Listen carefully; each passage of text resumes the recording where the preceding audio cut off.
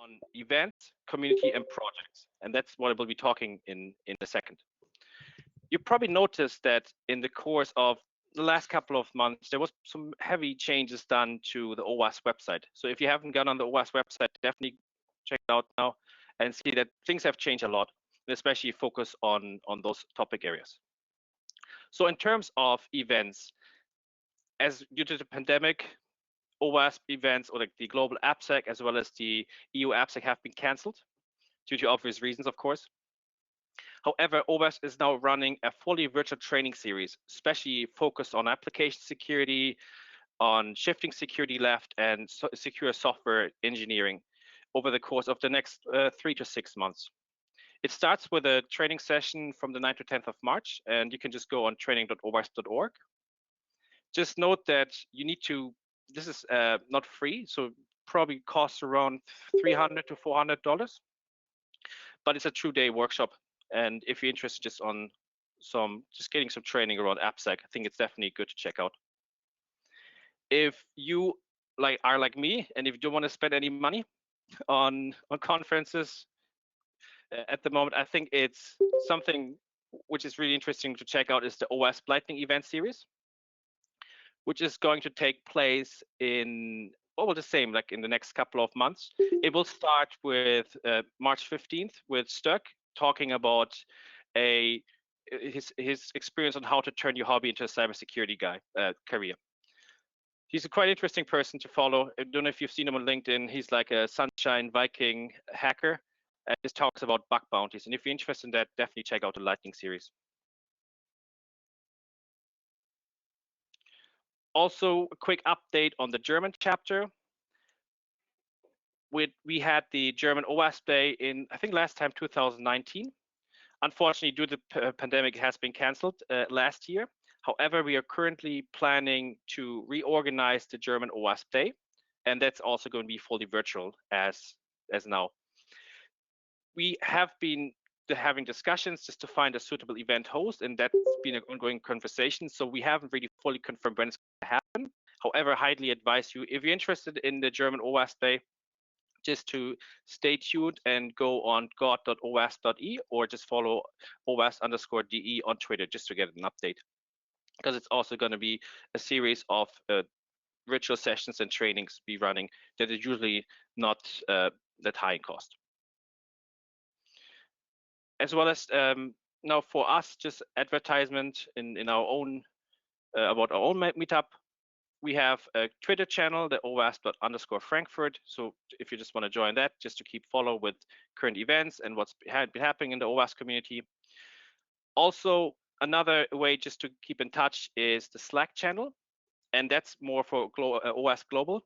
There's around 3,000 to 5,000 professionals in the OWASP Slack channel, and usually most of the chapter leads as well as the project leads are in that Slack channel.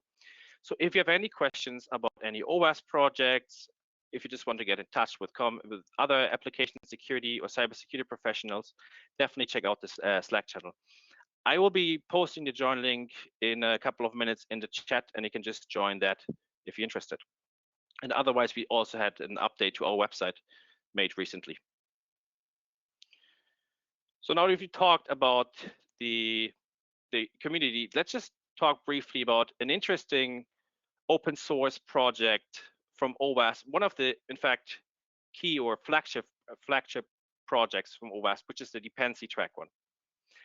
Dependency Track is essentially an open source software with a focus on supply chain component analysis. Essentially, if you ever wondered where do you have in your estate, if you have any vulnerabilities, and if you want to understand where those vulnerabilities come from, as well as having a full so-called software bill of materials from your application landscape, that's definitely a good project to check out. It's open source, it's free to use. You just go on the website dependencytrack.org, download a Docker container, and just get started. Just used that recently as part of my own work, and it's been quite interesting just having this visibility into different types of application and all like basic tracker to see where we could have any potential vulnerabilities. Just quickly also on that one, in terms of the architecture, Dependency Track supports certain bill of material formats, and it pulls the vulnerability, the information from common vulnerability intelligence databases like NPM, like your JavaScript, Python, Java, and so on. It supports most of the common languages, including repositories, and it also integrates into most of the CI/CD tools like Jenkins, Azure DevOps, and so on. So that's quite useful, especially if you're working more towards shifting security left in your organization and you want to integrate like notifications as soon as, let's say, a vulnerability has been identified in your application. And it also integrates into common vulnerability tools like Fortify Security or Threatfix. Let me now introduce you to our next speaker, which is Kevin Ott, and his talk on emulation of supply chain attacks with open source tools. Kevin has quite so many years of experience in the field of offensive security, and he's been also a speaker, I think like almost 3 to 4 times in the last couple of OWASP events. So most of you should probably know Kevin, and really looking forward to see what he's going to present. And just keep in mind, please use the Q&A section in your on the Slido channel if you have any questions. Kevin, are you ready to present? I hope so. Can you hear me? Yes, we can hear you. That sounds great. Okay. Then let's see.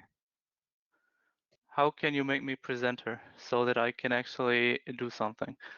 We have to find you first. Make Share presenter. screen. Yeah, you should be presenter now. Okay.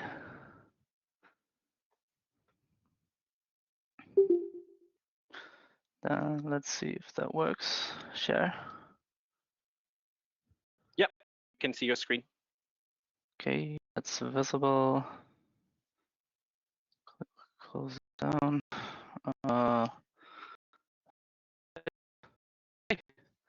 Then welcome, and thanks all for joining. I'm still not used to just talking to the camera and sitting in front of my computer, so please apologize if I stumble a bit, or well, I mean, it's I guess a new situation for all of us. So let's get started. So who am I? My name is Kevin Ott. I'm a penetration tester at Exploit Labs in Eschborn, working for Johannes, mainly doing red teaming, assume breach, and let's say traditional penetration testing. And my focus is a lot on developing new TTPs, improving existing TTPs, Active Directory, and network attacks.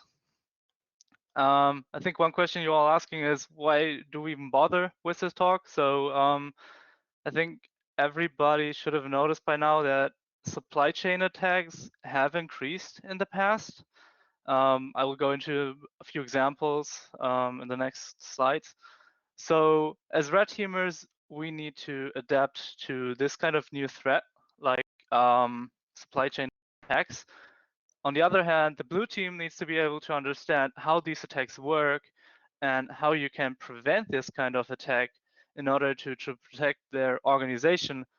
And so in this talk, I will go over a few methods on how to build a threat emulation with a focus on supply chain attacks. So what supply chain attacks were there? I mean, SolarWinds, probably everybody knows it, but there's also MEDoc. I don't know, maybe some people are familiar with it. If it's not, you definitely have some homework to do, because that's one of the biggest supply chain attacks in 2017. MEDoc was a Ukrainian accounting software, and the problem with it is that actually, if you as a company want to do business in Ukraine, you had to use the MEDoc software for financial bookkeeping. I think I'm not really sure what the software does exactly, but the problem is they got compromised, their build environment got compromised, and they used the MEDoc software to spread the NotPetya malware, which is actually not just ransomware, but our tech software. Yeah, thanks. which is not just a malware, but it's a cryptor. So the guys behind NotPetya were not only about crypting stuff, but they want to do damage and not just get the ransom. And one thing that's really, I think, astonishing about this kind of attack is that it almost wiped Maersk, a big logistics company with over 40 billion in revenue in 2019, I think. It almost wiped them off the map. Like, it encrypted everything: domain controllers, backups of domain controllers, everything that you would have, everything that they had was encrypted. And the only reason why they didn't have to rebuild everything from scratch is because one single backup domain controller in an office in Ghana survived the attack because it was down at the moment of the attack due to a power failure. And it's a really interesting story to read, because they actually went out to Ghana but couldn't go to Ghana directly because of some kind of regulations with the IT there, because of some kinds of regulations there. So they had to meet somewhere in the middle and do a transfer of the server. And it's a really interesting story. Vice has posted a multi-page write-up of the whole thing, how it went down, and how they actually in the end managed to get their domain controllers back running. And I've linked it in the slides. I hope they will be published somewhere after the talk, so you can just go ahead and read it. It's horrifying, but it's actually fun to read if it just wasn't that horrifying. And I think in the end it resulted in over $300 million of damages for Maersk. And wasn't there also news about Maersk then letting go most of their blue team like 2-3 years later? Do you remember that? I think there I'm not was a sure. huge outcry where basically all the veterans that suffered through this attack to fix it were then let go for money reasons, if I remember correct. That's even worse. I mean, yeah, it's probably a failure because they did not detect it sooner, but that's basically the whole reason for this talk is how do these kind of attacks work. So that's, yeah, I mean, if they really let them go, that would be just mean. Okay, second one, Ccleaner. Probably some of them heard about this one too. Ccleaner was bought and is actually owned by Avast, the antivirus company, so that's kind of ironic. They were compromised in 2017 or 18. I have both on my slide, I'm not really sure right now. And again, they compromised their build infrastructure and they used the Ccleaner build to spread malware. And the biggest problem about this is that it was also signed. So you downloaded a signed binary with a valid signature from Ccleaner and Avast, and you installed the program, and in the background it just installed the malware. So there was no phishing involved. There was no one telling them, hey, let's download this software. They just went ahead and downloaded an update because their software said, hey, there's an update available. And so over 2 million people, there were over 2 million distinct downloads of the corrupted Ccleaner malware. So by compromising the software, they had a really large reach and affected a lot of PCs. So yeah, that's the second one. And the third one, I think, is obvious. Last year and still reaching into this year is the Trojanized SolarWinds Orion update that made the news just recently. And they infected the SolarWinds update with a multi-stage loader. Microsoft has a really nice technical write-up about this. FireEye has a lot of technical details about the multi-stage loader. And in the end, so the stage 2 loader just downloaded Cobalt Strike and ran it. And they actually used it to compromise a lot of high-profile companies and government agencies, ranging from Microsoft. I mean, FireEye detected it in the end because they tried to screw around with their two-factor authentications, and Duo actually alerted them that there's something fishy going on. So That's one. And yeah, I mean, government agencies, I think the Department of Treasury was involved and some more like really big federal government departments. So pretty big story. And currently the actor is tracked by FireEye as UNC 2452, I think, if there was no more development that changed that. So I mean, I think there has been some attribution to Russian government actors, but I'm always careful with this and don't want to spread any rumors or so. So let's just keep it this way. I think just today or yesterday, wasn't there some outcry where Microsoft said it's the Russians, and FireEye and CrowdStrike said like, yeah, we're like 80% sure, but we cannot really blame them. Yeah, I think the I always forget his name, Brian something. I think the president of Microsoft, he said in an investors meeting, I think it was, that he believes, or he still believes, he reiterated on it, that it was over 1,000 engineers involved in the attack with SolarWinds, so including developers and operators and everything. And yeah, there's a huge shitstorm on Twitter because some people say it's impossible that it's 1,000 people. Some people say it's totally logical. Like NSA has 30,000 employees with like 10% engineers, so we don't actually know. But it's Microsoft's president who says it, and everybody is raging about it.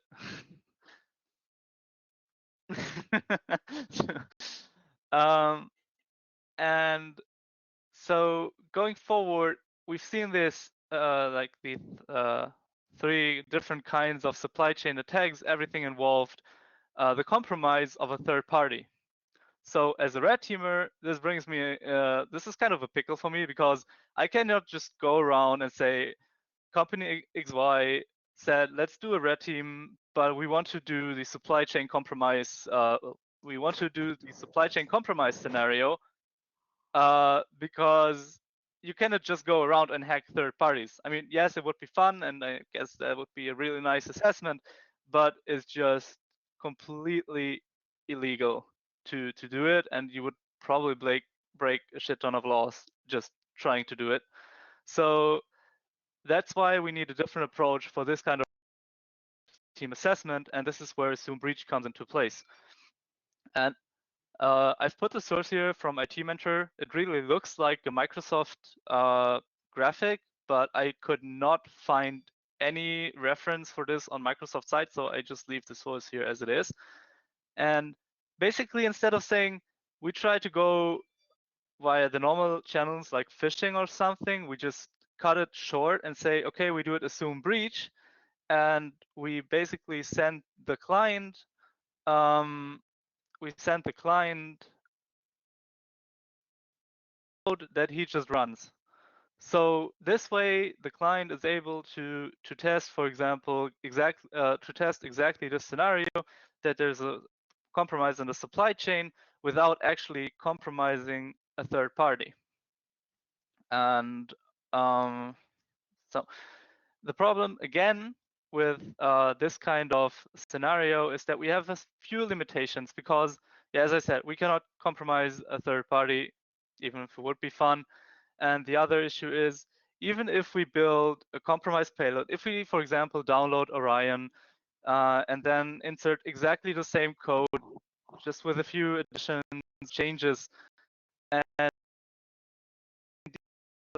pack it again into an MSI installer or MSP installer, I think it was, even then we would not have the same scenario as in the original breach, because it was signed with the original certificate from SolarWinds, and we just do not have the certificate. And I would suppose that we cannot go to SolarWinds and say, hey, we're doing a red teaming, can you please sign this DLL for me? So yeah, lucky for us, Windows doesn't really care if you load an unsigned DLL. So if the executable you're running is signed, but it loads an unsigned DLL, it's fine. So we still can run it without any user interaction. Just if you ever want to do this in a real red team engagement, there's no warning if you run a program and one of the DLLs that loaded is unsigned. And one more point in regards to this whole assume breach methodology is what we want to achieve when we run this engagement. Do we want to achieve emulation or do we want to achieve simulation? And here I've taken the definitions from Enviso's blog on red team nomenclature because I think it's really good. So to emulate is to behave in the same way as someone else, and to simulate is produce something that is not real but has the appearance of being real. So transferred to the domain of red teaming, this means if we do adversary emulation, we just impersonate the TTPs, or we just impersonate a threat actor by its TTPs, its tools, techniques, and procedures based on threat intelligence we gathered beforehand. So, for example, if the SolarWinds attackers use Cobalt Strike, we use Cobalt Strike. If they drop the DLL named backdoor.dll, we will drop a backdoor named backdoor.dll. We try to copy the techniques and procedures as close as possible to basically give a client the possibility to see if that specific threat actor attacked me, would I be able to detect it? So it has a limited, I'm missing the word. So the result in the end is limited because you basically just focus on one threat actor or one campaign of one threat actor. But it's nice to know, for example, if you start setting up a blue team and you're afraid of this kind of APT, then you can just verify if the detections that you made up are working as you intended to. And on the other hand, the adversary simulation is like, make it look like it's a real attack going on. Just don't give any about the TTPs that you use. You have a goal, you have a starting point, and you want to go from the starting point to the goal. Whatever TTP is fine, whatever works, you just do it. So that's the simulation. You're not copying a specific threat actor, you just try to reach a goal with everything it takes. And so the approach that we choose for the assume breach is, or for the supply chain compromise is actually an emulation approach. So we start by intelligence data. So what kind of servers were used, what kind of malware was used, how did they drop the malware, yeah, this kind of stuff. And then we develop a threat profile. So we take everything we learned from the threat intelligence, and then just create a threat profile. Like we say, okay, we will use a Cobalt Strike server. We will use, ow, 1 second. An adversary just there. Adversary just That was there. interrupting. We will use, for example, these URLs. We will use these URLs for staging. We will use these URLs for C2 traffic, and we will use, for example, in this scenario, we will use Orion from SolarWinds as a backdoor binary, as a backdoor DLL. Okay, sorry. When we built the threat profile, oh, I think I missed a step there. When we built the threat profile, the next step is actually, let me get through the questions later. There's the link to the Q&A. Okay, so we then built the software, and we use the existing software, we insert our own code, we try to do it as close to the original TTPs as possible, and after we've completed the build, we just send the whole thing to the client, he runs it, and from there is just the normal scenario-based red teaming or penetration test over a command and control channel. So As for the general approach, the SOC may or may not be involved, depending if you have one. If you say, okay, we want to do it as a full red team assessment and just let the SOC see if they try to catch it, or just do it as a normal assume breach penetration test and see if, for example, if one of the softwares on our server would be compromised, how far would an attacker actually get?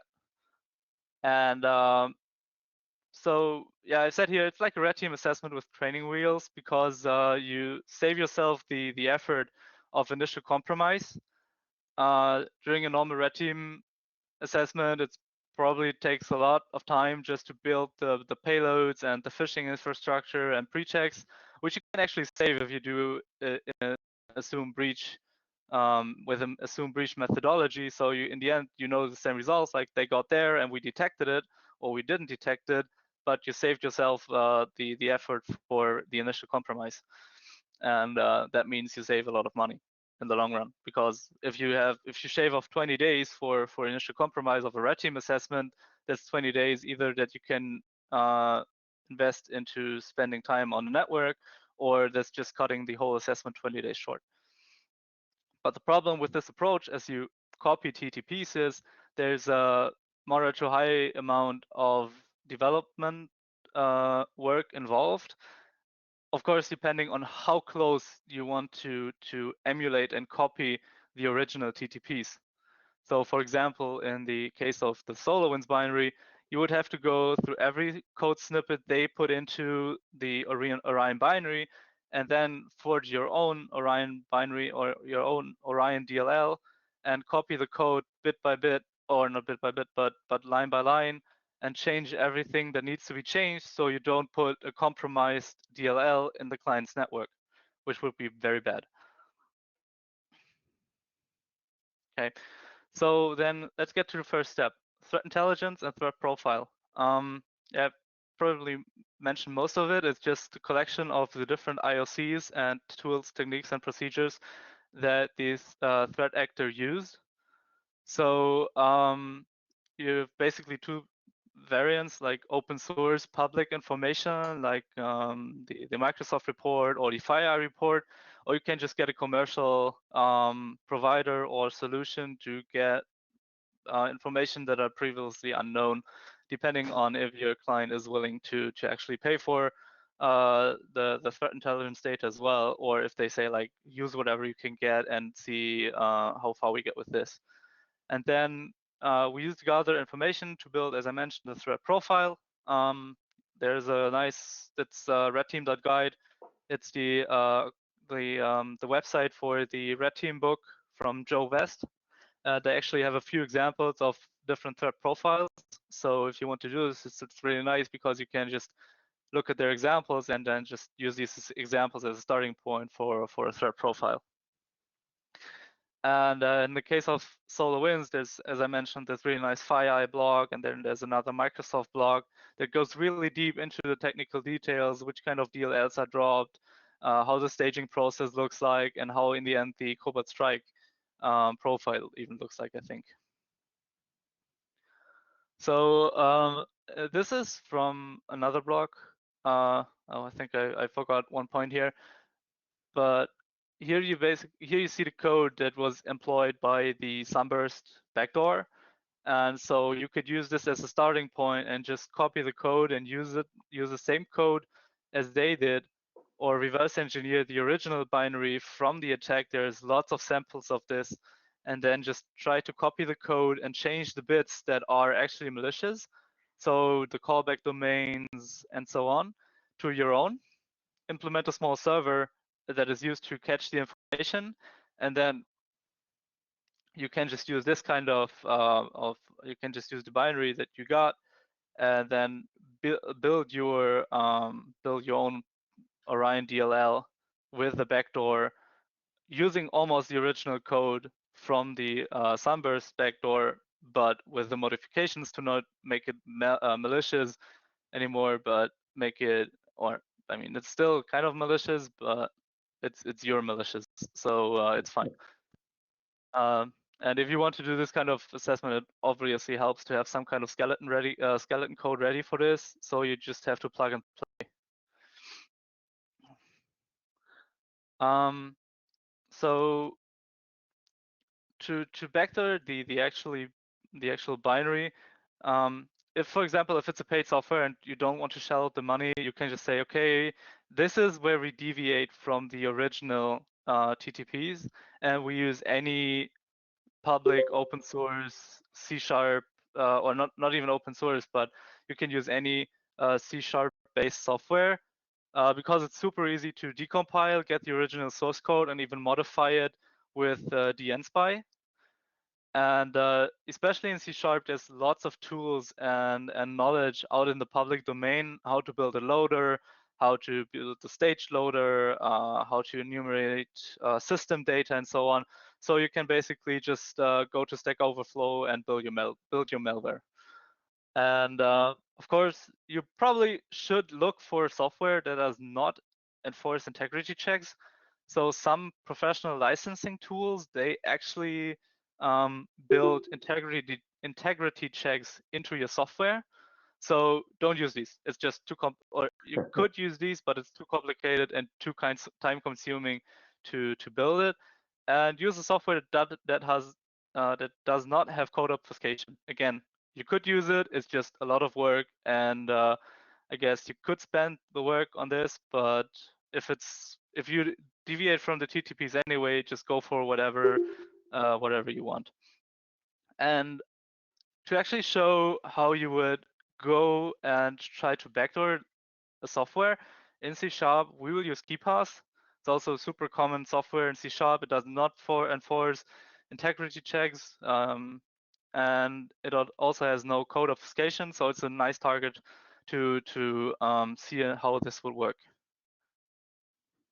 And one nice trick is if you do the backdooring, just backdoor a function, for example, that requires user interaction. So for example, if then someone downloads it and they have a sandboxing solution, the sandboxing solution would actually have to interact with the software to trigger the payload. And if you just use some function that's buried inside the software, but it's often used, then most sandboxes will never trigger your payload. It will just go through the sandbox and it will be fine. And again, I already mentioned this before. One issue with this is that also deviates from original TTPs. You do not have the original valid code signing certificate like the attackers did if they compromised their supply chain. You could use a self-signed certificate to have anything or to at least sign it, or you could go out and buy a valid code signing certificate, although then your organization would actually show up in the certificate. So there's still a bit of deviation, but it would go through a lot of filters again, like a normal or like the backdoor DLL from the threat actors did. So I'm not sure if this will work. I will try to integrate a short demo. I don't know if you can see. Okay, people should see my screen. So let's go in Could here. you maybe zoom in a bit, Kevin? Sure, let's see. That should work. Perfect. Is that better? Okay. Awesome. Yep. So I'm in the NSPY. I'm using the 32-bit version because I just so you can. You need to determine if it's a 32 or 64-bit application that you're loading. Although C# binaries support both, if you set the bit in Visual Studio to prefer 32-bit, you cannot use the NSPY 64-bit to open the file. It will just complain. So use something like detected easy to determine the bitness, and then use the NSPY version accordingly. So if we open KeePass in the NSPY, I used KeePass Portable for this. We have KeePass exe, and it gives us some information about the executable itself. But more importantly, what you see here are the different namespaces in the application. And if you go, for example, on anything, you can see you basically have the original code. There will obviously be some deviations from the code, but it's more or less the original. So you want to determine what's the entry point of the application, and that's easy in C# because there's mostly a main function. So you just go to the main function. And in this case, it's still kind of easy because there's a main pref function that it runs and wrapped it in a try catch block. So we will just go to this function in a new tab. And now it's too small. Can you still, is it still visible? Yes, it's visible. Okay. Maybe a So bit in the bigger, but it's good. Yep. Okay, nice. So in the main pref function, there's a lot going on, but most of it is just setting different things up, and then when you go down here, it's parsing command line arguments. So when you want to backdoor a binary, just take some time, get used to how the control flow of the binary actually works. And this is all just command line parsing, so we can just skip over it. And the interesting part is then here the main form will rerun. So as I mentioned, it's nice to use a function that's not triggered on startup, so that the payload is not triggered every time the program is run. But if the user, for example, interacts with the program in a certain way, because KeePass is a kind of big program, and it would, I think, go just over the time that I have now to go through all the different functions and see where, for example, the generate password function is triggered. I just think I just take the shortcut and put the function in the main routine. So what you could do is then you want to do this in the main form. So you would just go here and say edit class. And if you now just Can you zoom in a bit again? Oh yeah, sure. So here you have the main proof function, and now you're in a window where you can just edit the function.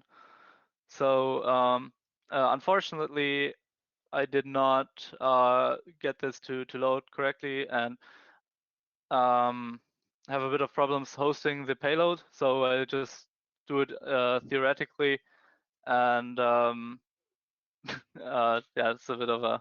The demo gods were not kind to me today, so I'll just skip over this and pretend it didn't happen. But in the end, you could basically just edit, take your code, use in reality, if you want to build a realistic payload, you would use something that's actually resembling function names and code style that you found in the application to make it less obvious that it's something that you added, and you wouldn't always obviously call your function on backdoor. That's a pretty big tell that something fishy is going on. And as you see, it complains because it doesn't find the functions. So you can just go up here and just add the functions that it needs. System.io reflection is there, but we also need system.net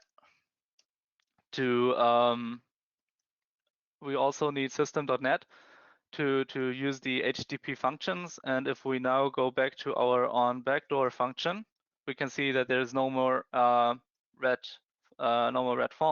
font. So we know that everything's working.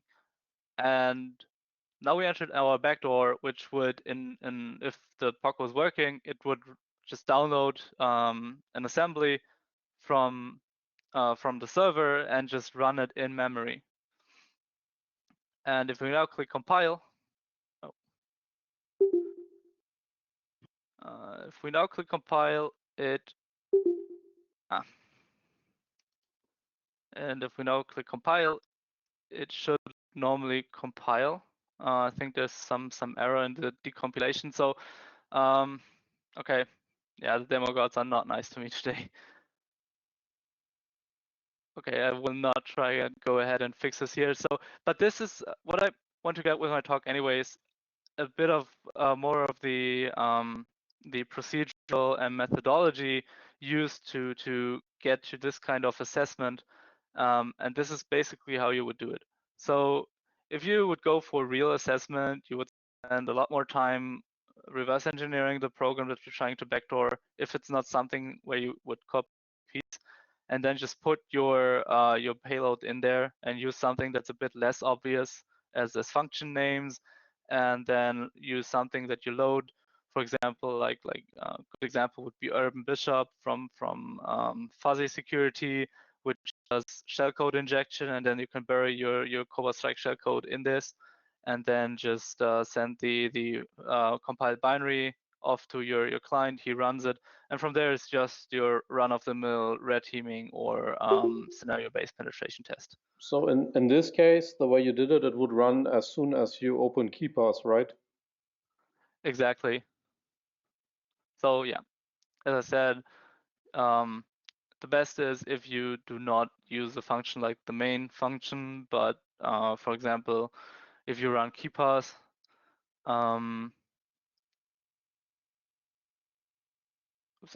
if you run KeePass and, for example, use the function to use this button, so whenever someone opens a library, then the function would run, because or if you say tools and use the options.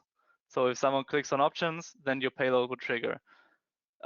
Using something like this in the menus is even better, because sometimes sandbox solutions are actually able to click on buttons. But if you bury it in some menu like options, then it should be fine, and there should be no trigger by a sandbox solution. So going back to my presentation, I forgot the option 2 there. So option 1 is just clone the target's website and do it like and register a lookalike domain and host your tool there. So with that you can simulate. No.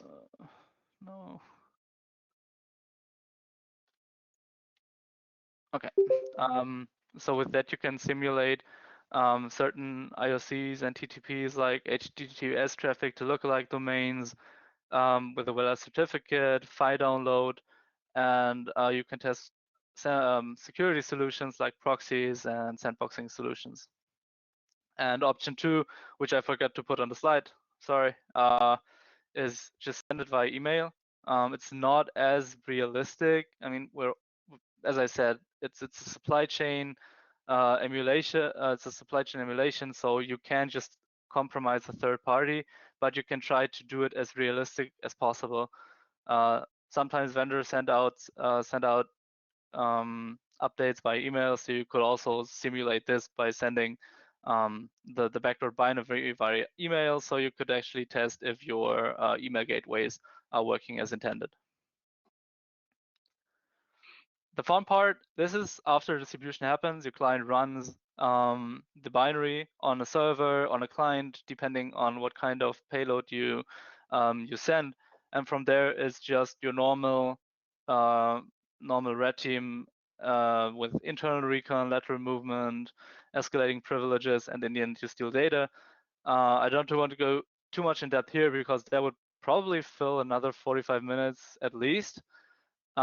But I think the graphic here shows it pretty nice. You do the normal red team cycle. You just do not have to do any recon and do not have to do any initial compromise, but start from a compromised server. So too long didn't watch. Supply chain attacks are a new hype with SolarWinds and NotPetya in 2017. Emulating them as a red team is super difficult and almost impossible without breaking any laws. So the solution is just go for the assume breach methodology and use a coordinated effort with the client to achieve initial access. And using threat intelligence data and threat profiling is a good tool to do the emulation and copy the TTPs from the threat actor that you want to emulate as close as possible. And this also helps the organizations to prepare for this kind of attack. I didn't go too much into detecting this kind of thing because it's super difficult to detect it As you've seen, even FireEye didn't detect it when they ran it. They stayed in the network for months. So this is something that the assume breach methodology also focuses on. Like, don't try to prevent the breach. It will happen. It even happened to FireEye. It even happened to Microsoft. So if you have a 3-person security team, it will happen to you. But instead, focus more on trying to be able to detect when an attacker is in your network and tries to access data on a day where, for example, I don't know, if they use a process that is normally not used to access some kind of data, try to detect it. If someone runs programs which he doesn't normally run, try to detect it. And so I think if this plan is still standing, next time at the OWASP Meetup, there will be a talk by Kyle Cucci and Alex, I forgot his last name.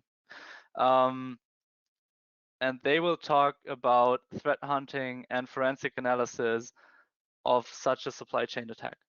So also super interesting. I think we will send a save the date soon. So that was it for my talk. Thank you all for listening. Yeah, it's kind of sad that the demo didn't work as I was hoping to, but I still hope you learned something, and I'm looking forward to your questions now. Great. Thank you very much, Kevin, for the really great presentation on supply chain emulation. See lots of claps from the chat. And we already have a couple of questions coming in. So let's just start. I just have a question about the supply chain detection. You mentioned it briefly. That is a SOC team. It's very difficult. You said there's like maybe 2 or 3 people in the company who are actually looking at security incidents. How, as a medium-sized company or like any company, can, for the example that the attack that you showed, how can they detect it in the network traffic? Are there any IOCs? Is there any way to see, for example, with KeyPass, how that it was compromised? So a lot of this comes down to baselining. It's super difficult to do even for big organizations. I mean, it doesn't really scale well, but if you baseline, for example, with a tool like Sysmon, where it shows which kind of process is doing network communications, if you use this as a baseline and say, for example, KeyPass only talks to its update servers, or KeyPass only touches these kind of files on disk, and then suddenly it starts communicating, for example, with a server in China, or starts dropping DLLs or loading DLLs that it normally wouldn't load, then you have your indicators. But again, this is super hard to do even for large organizations. And I think in the talk that's planned for next time, they will go over a few things like Sysmon and OS Query that you can use to detect malicious malicious processes. Yeah, but again, it's a lot of manual work involved, and there's no one-trick pony solution that you can just put on your client and then it will detect any supply chain attack. Like even an EDR, if it's not properly tuned, will be blind if an attacker just puts enough time and effort into developing its backdoor, his backdoor, or their backdoor. Thank you, Kevin. I absolutely agree with you. It is difficult to detect. And there's also a couple of other questions from the audience. So there is a question on why do you see any specific reason that you term this as a supply chain attack? Well, that's what we're trying to emulate.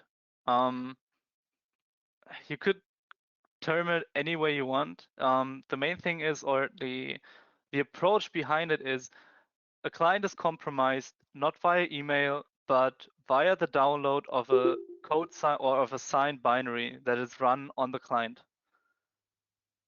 For example, like KeyPass. People download and run KeyPass all the time in enterprises. Mostly they use the packaged version, but if the supply chain is compromised, then the packaged version is compromised as well. And we can just not simulate this. So we need to try to, as I at least try to convey is we need to try to stick as close as possible to the original TTPs. And due to the laws, there are limitations, and this is something that, well, this is something where I'm where my idea was to use just the same TTPs and then try to stay as close as possible to the original TTPs for a supply chain attack. It's not a real supply chain attack, of course. Great, thank you very much, Kevin.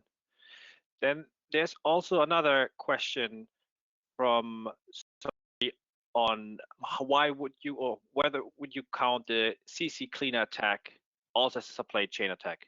I've seen you actually mention it in the presentation. But yeah, yep. They got their infrastructure compromised, and they used the malware was spread via a Ccleaner update. So that's, in my understanding, the definition of a supply chain attack: compromising a third party and distributing malware via their website. I hope that answers the question. Otherwise, please raise your hand again, and I'm happy to discuss if my understanding is wrong there. I'm always happy to hear different opinions.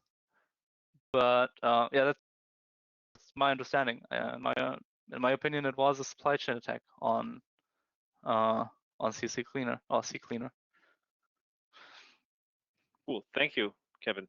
Then there's also a final question on how does this scenario-based attack, like this approach, tie into red team frameworks like Tiber EU? It depends. Tiber EU is based on threat intelligence. So if you determine that your organization is prone to be attacked with supply chain attacks, or if the threat intelligence report comes out and it says one scenario that we want to evaluate is a supply chain attack, this is where it would fit into the framework, because again, if the threat intelligence report says do a phishing campaign with this kind of pretext, then yeah, I can do it as a red teamer. That's fine. But if they tell me do a supply chain attack compromising a server monitoring software, probably not feasible, except in a assume breach methodology, or using a assume breach methodology. And then this would be fit perfectly, because you can just use TTPs determined by the threat intelligence report to build your threat profile and use that as a basis for your backdoored software payload. Great, thank you very much. Excellent. Yeah, of course. Do we have anybody? I think there's no other questions. So if there's no other question, we can just move on to our next speaker. So yeah, first of all, thank you very much, Kevin, for this really good presentation. And for everybody, there will be a recording of today's talks. And as Kevin mentioned, he will send us the slides. So if you just go on afterwards on the OWASP website, you will find the slides attached. I think one more question I see in the chat is it possible that the actual code signing certificate had been compromised before? Maybe. I think in this case it was some other vulnerability in the Orion software, for example, for SolarWinds. For the others, I don't actually know. Compromised code signing certificates is a completely different kind of problem. There was actually a Twitter thread by oh no, I forgot the name. Damn it. By Halverflake. He had a Twitter thread today talking about the book about 0 days that recently was published, and in one post he mentioned that compromised code signing certificate were going on a rate of 30 to 50K on the black market sometime, or on the exploit broker market, and yeah, so it's a problem compromised code signing certificate. There were other cases where this was used, but I think that the main difference between a compromised code signing certificate and a supply chain attack is that in the case of a supply chain attack, it's not just a trusted certificate, but the software is also downloaded from a trusted website. So if you just have a code signing certificate, but they have a really good proxy solution that is based on a whitelisting approach for the servers, for example, then you would not get through this easily. But if it's using the trusted website, then any whitelisting solution is also in vain because your site is whitelisted. It's a trusted site. So that's the main difference between code signing and supply chain attacks. Okay, now I'm done. Thanks. Thanks all Awesome. for listening. Thank you very much. Thanks. Let me just take over the screen. Can you make me again presenter, Daniel? Yep. Just so, yeah. Our next talk, as Mario said, will be Mario's. We will be talking about his journey from red to purple teaming. Mario's Exactly. got quite some years of experience. Yeah, just go on. Yeah, really looking forward for this presentation. So let me just make you presenter. Just give me a moment. So hi everyone. So I will try to share my screen as soon as possible. I will give you my presenter now. You should be able to share your screen now, Marius. Should be now share. Awesome. So when you see something, say something. Something. Perfect. Yeah. Okay. Hi everyone. So I want to talk about purple teaming today. So first, I would do a short introduction of myself. So I'm Marius Klimek. I work as a cybersecurity consultant. So I've been doing this for 7-8 years now.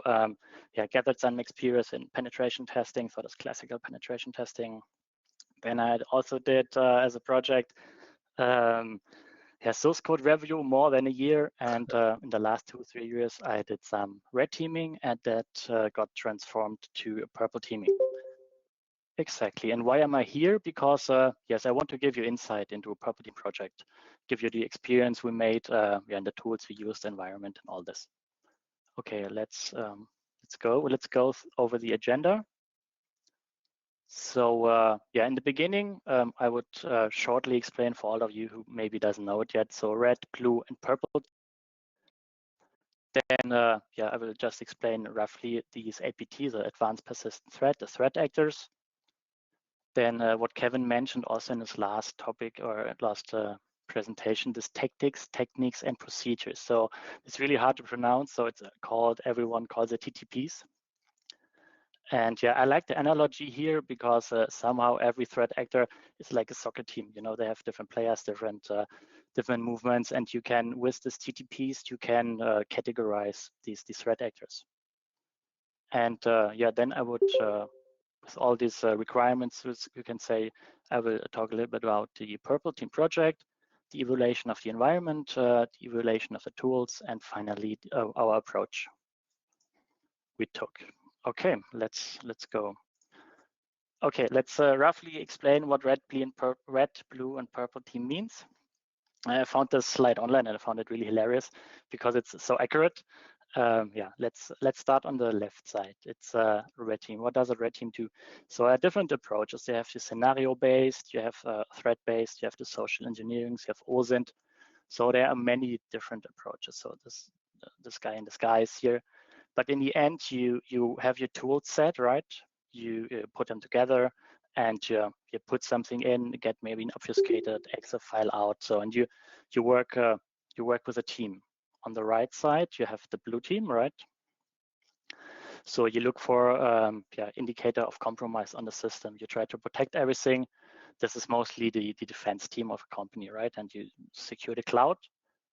And then if you combine that, so the red team and the blue team, what comes on top? There's really a lot of documentation and a lot of presentation that really comes on top of all this. So to all the other work you did before. So but the cool part is it's maybe not 2/3, it's maybe 50-50.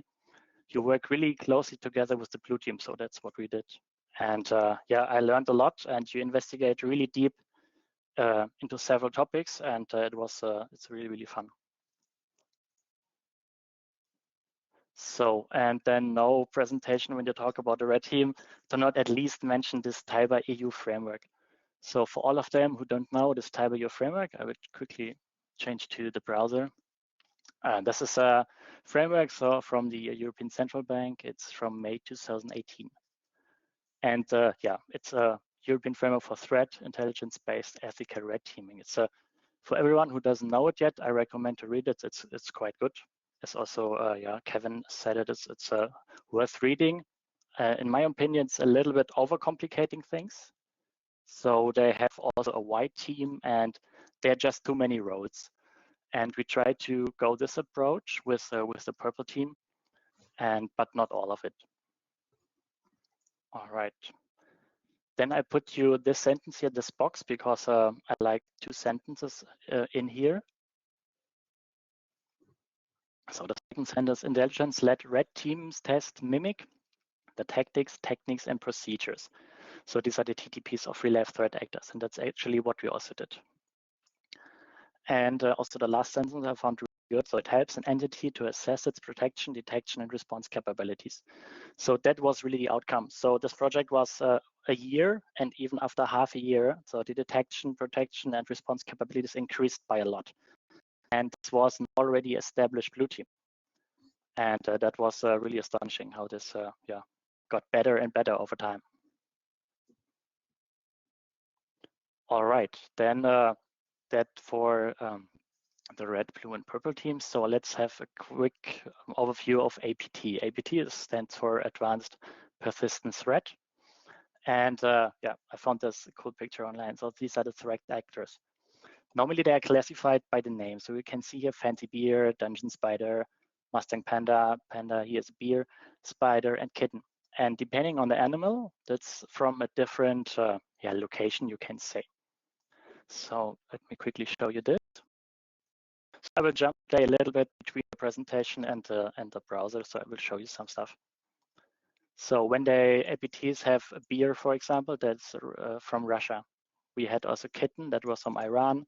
Panda is China. But there are also this non-nation state. Adversary Spider is just a criminal group. And yeah, that's what by investigating for this presentation, I also found this that I found this hilarious. So the cybercrime as a service, I mean, every day, or nowadays, there's everything as a service. There's infrastructure, platform, software. I mean, there's everything as a service, and also cybercrime. Yeah, I found that funny. Sorry, what? Just go on. I think somebody's unmuted. Okay, no problem. All right, Kevin mentioned it already, but I wanted to give you the picture that everyone understands what tactics, techniques, and procedures are, because it is important for this talk. So tactics means this is how the threat actors operate during the different steps. That means when an attack is 2 years long, then you have different tactics on different times. So a tactic could be, for example, reconnaissance. A tactic could be privilege escalation. Within this tactics, you have techniques. That means when you have the tactic reconnaissance, you have a technique active scanning. When you have the tactic privilege escalation, you have technique exploitation, for example. I will show this you in more detail, but now to get a rough overview. But in the end, this procedure, that's what the workflow or this orchestrated tactical this cyber or of this APT describes really well. So you don't need only tactics and tools, so they have to be orchestrated, they have to be played through several times. That makes a good threat actor. So then here I have an output from the Mitra attack navigator. So what we can see here, I hope you can see it, maybe I can zoom in a little bit. What you can see here in blue, these are the tactics, right? Reconnaissance, initial access, persistence, defense evasion. Within these tactics, you have these techniques. So when you go for reconnaissance, there's active scanning. You have phishing by initial access, persistence. You have create account, for example. And this would be an attack I will show you later in detail. And I just made, I highlighted all the IDs or the techniques we use later. So this would be then the procedure of that would then be the TTP of this attack, right? So we have scheduled task here, access token, and also let me show you this in the browser. So for everyone who has not seen it, it's really good from this from Mitra, and yeah, you can hover over it, you can click on it. Even when you right click on it, you can open view the technique, view the tactics. You can select it, you can color it. So I already opened here by active scanning, vulnerability scanning. I have it here. So just to give you an overview of this, who've never worked with this. So you have the idea, so the ID. So you have this tactic would be reconnaissance. You have some explanation. You have always mitigations and detection. When we go for create account, so create account is for persistence. You have also platforms where this is possible. So this would be local account. You need administrative rights. And you have these procedure examples. So who APT group, for example, used this. So this APT3, they created a support user during this attack.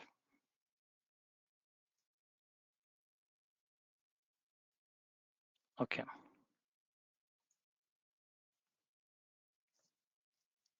Then let's talk a little bit about the Purple Team project. So there was an established, whether we joined the company, there was already an established blue team. And we joined as the red teamers. Then after some meetings, the idea was, okay, we play, and this year we play 12 APTs to overall improve the security of the company. So that means if you have a 1 year frame, that means 1 APT per month. In the beginning, it sounds reasonable. But yeah, I mean, like every project in the beginning, it sounds good. Then in the middle, it's a little bit hectic. In the end, it works out. But yeah, that's, I think, normal project. Then what did we do? So we did a lot of brainstorming with the blue team. And after this, a lot of requirements followed during this intense brainstorming.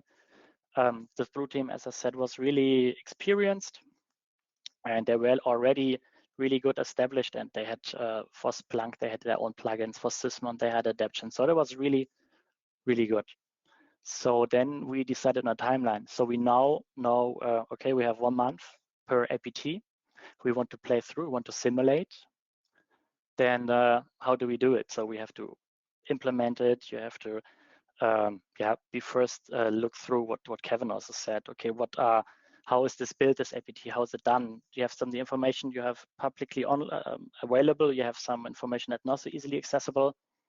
So, and that switched a little bit. In the beginning, we had 1 week of preparation, 2 weeks of implementation, and then 1 week for testing. And later on, like the saying, you sharpen the axe before you go to the forest. So after some time, we changed that really to 2 weeks preparation, that we have everything set up, 1 week for implementation and 1 week for testing everything. Then we had a lot of meetings in the beginning, of course.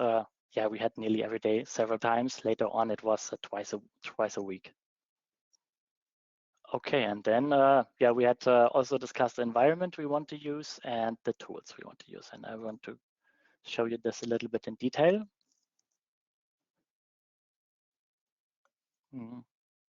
So we had some requirements. So there had to be a Windows 10.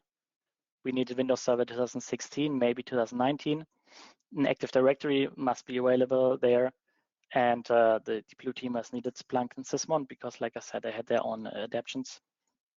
And it must be easily extendable. Then for the lab setup, at first idea, okay, we set it up by our own.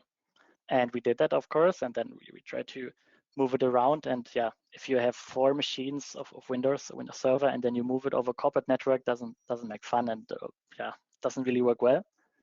So after some time, we looked at other possibilities. We found this MS Defend the Flag and this detection lab.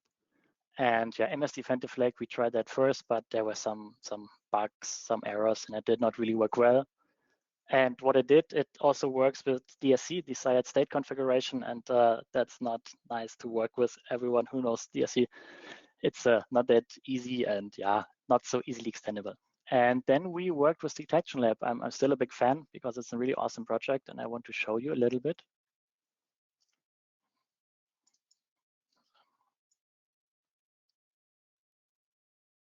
So this is the setup of the Detection Lab.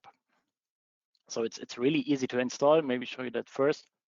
You need just 16 GB of RAM. You download all the requisites. I used VirtualBox. Normally, I don't like VirtualBox, but if with VMware, you need to buy the plugin. I did that, but it did not really work well. So I had to work with VirtualBox, but it worked flawlessly. Then you can also deploy it in AWS, Azure. A friend of mine did this in ESXi, so they work really, really good. So what is this Detection Lab? So Detection Lab, you have these 4 servers. You have this logger, it's Ubuntu. You have a domain controller. You have the Windows Event Forwarder and the Windows 10 box. Then on this logger, there is Splunk installed. So I really recommend having a look into this because I never worked with Splunk before as a red teamer, and I really learned a lot. That was really interesting. What gets all detected, and yeah, if you just run some attacks, what you can see. Then Fleet is an OS query tool. It's also interesting to see. Apache Guacamole's RDP over HTTP, and Velociraptor, that is for forensic investigations. So you have an agent on all these machines, and yeah, they put in some data. When you have a forensic investigation, you have more data. Yeah. So then on the web, we have Microsoft Advanced Threat Analytics installed. This gets forwarded, so the logs get forwarded from the DC to the Windows 10, and finally to Splunk. Just to give you an overview of this Detection Lab.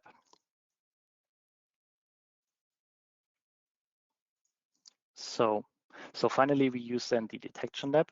So then for the tools, we also looked at the adversary emulation tools. For example, there is this Atomic Red Team, and there's Caldera. And in the beginning, we really used that. And what we found out after some time, that it's not really flexible enough, it's not dynamic enough. And in the end, we used the C2 framework. I will show you then. Okay, maybe first have a look at this Atomic Red Team, because when you maybe have a new blue team and you want to evaluate it or look what they can detect, you use this Atomic Red Team. You just click a button, and a lot of attacks will be fired to the system, and then you can see what gets detected and what not. So when we have a look at this Atomic Red Team, for example, these are all the Mitra IDs that can be run. Exactly. Here, for example, I looked this for this IDT 1078-003. That's for creating a local account. This is the command, and then after this, you can see if it gets detected or not. The same for this Caldera. It is this yeah, just a small picture for Caldera. Yeah, I really didn't really like that much. Actually, it's more flexible than this Atomic Red Team. You can integrate it actually here, but yeah, we just didn't test it that properly. If you have better experience with this, maybe yeah, tell me later on. From the graphical interface, it's really nice. I mean, you have this different phases. You can, okay, I want to have this attack here. I want to discover mail server. Click a button, and then you can see if it gets detected or not. Yeah. Okay.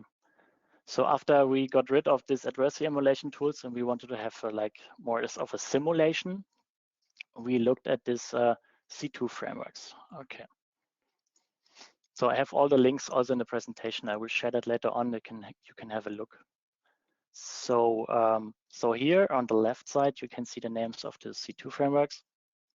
And here are all the features it have, and they are just compared really nicely. So here, for example, is Cobalt Strike. That's a commercial one. That's what Kevin told about. I've never got the chance to work with it, but I really, yeah, I read so much about it. Actually, I would like to try it once. So it must be really good. Yeah, we can take you Then along. Covenant. Yeah, cool. Then Empire, I think that's also well known. It's quite old, but so Metasploit is also pretty known. I'm not sure if all of the C2 frameworks are there. Sharp C2 is in use from Rastermaus. I think it's not yet final. What we then finally used was Sliver. That was in the alpha phase, but it was still all the capabilities we needed. Yeah, were running, and that's the reason we used Sliver. It was written in Go, so you can see a language here. So in Sliver, it was written in Go. Then we had a multi-user interface. And what was important for us, the implants were on Windows, Linux, and Mac OS. That was important for us. Exactly. And what also Sliver is capable of when you go to the GitHub page, it has this multiplayer mode that was really nice. So you could, with 2 or 3 people, could run commands simultaneously. What the blue team really liked was this DNS canary. So this obfuscation mechanism of Sliver was really good. It took a lot of time, like 5 to 10 minutes to obfuscate it, but it was not detectable at all. And after this obfuscation, they put in a string which was not obfuscated, and then you can search for it. So the blue team really liked that, and yeah, it was fully scriptable. So we went for this.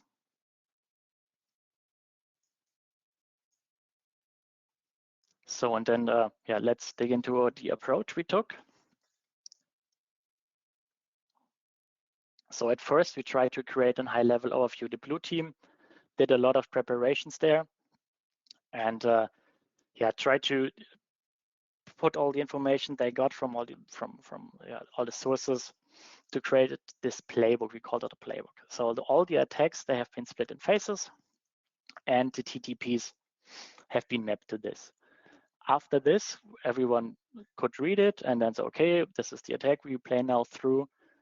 We had to prepare the VMs. So sometimes there was a phishing mail, so you needed Outlook or some other mail program. Sometimes it was a malicious doc file, so you had to install Word or something.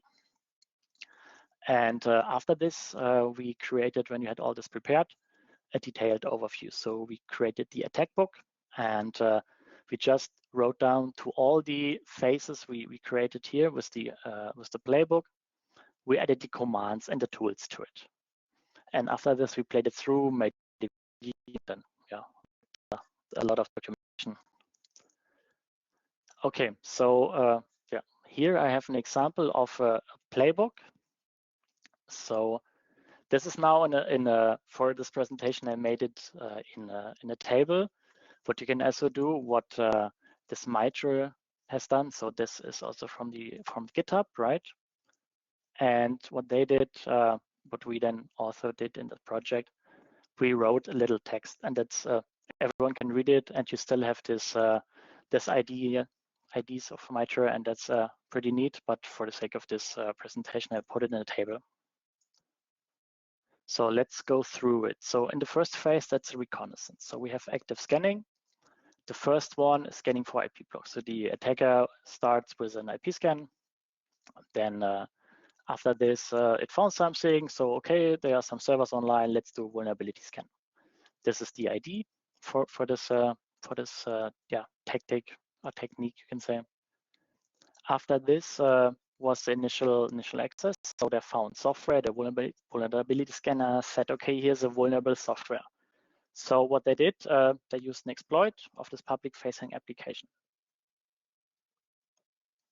So after this, they got into the system, and they tried to yeah, escalate the privileges. They used this technique, access token manipulation, and the sub-technique token impersonation and theft. And that's the Mitra ID. So now they're on the system, they have system rights, and now they want to have persistence. So all right, then they created a scheduled task, and got no persistence on that machine. Then they could log off and wait the next day, for example, not to be too detectable.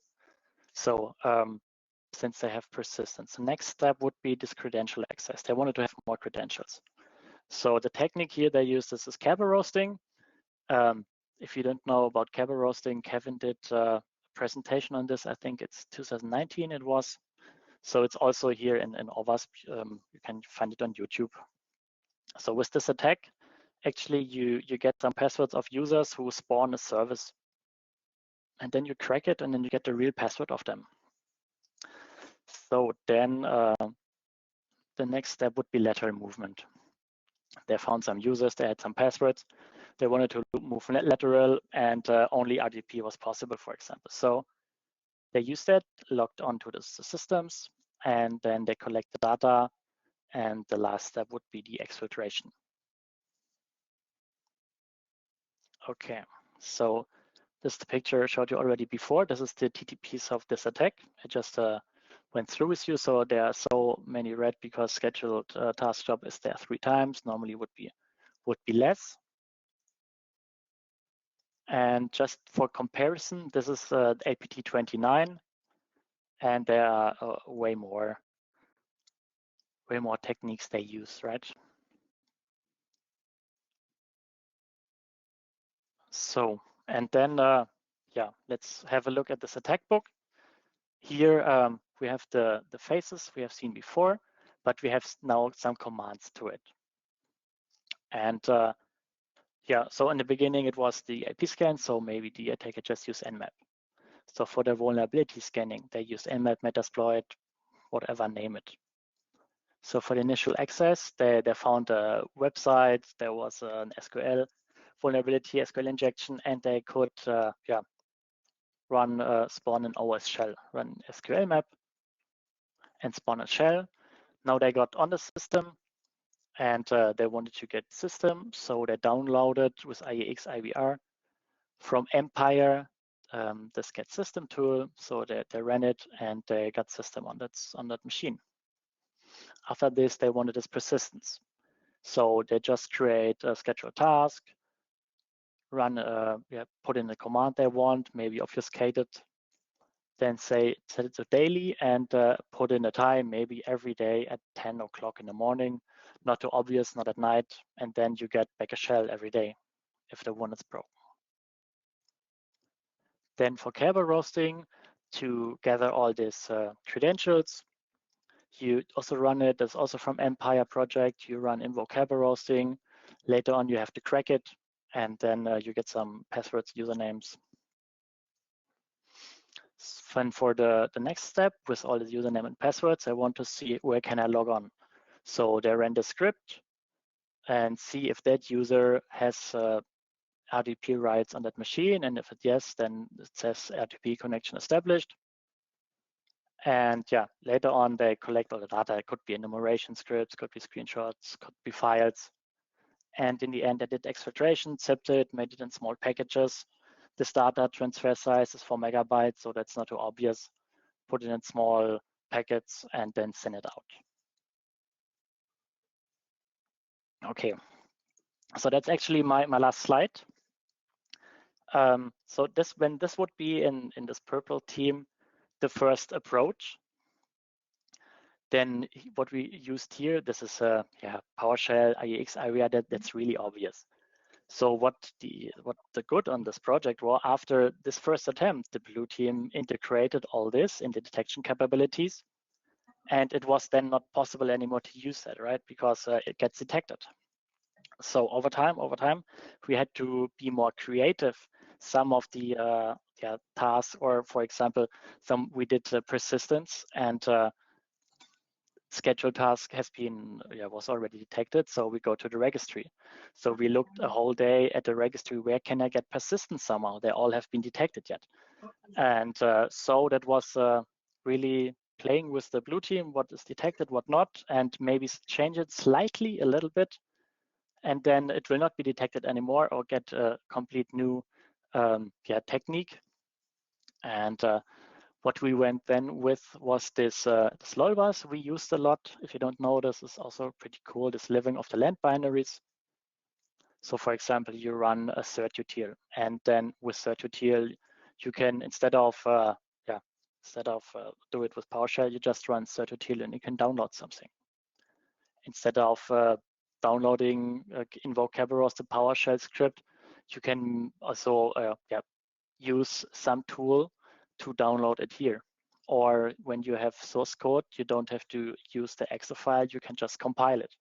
So with CSC. And so, we used a lot of these methods, and after some time, it got really, really, more difficult, but also really, really interesting. Okay, that's it. Thanks, everyone. Awesome. Thank you very much, Marius, for the really great presentation on how to establish a purple team.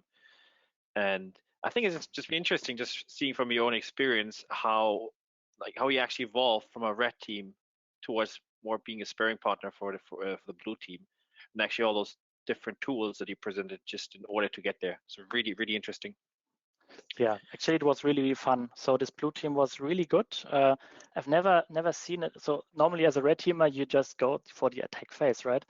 But working with a blue team, that intense, I've seen, okay, they know really good the blue team side, but also have to know more the red team side than I knew the blue team side, you know? They were really, okay, this attack, we have to stop it. So they had to investigate really more time in the red team side. That was really interesting how good they were.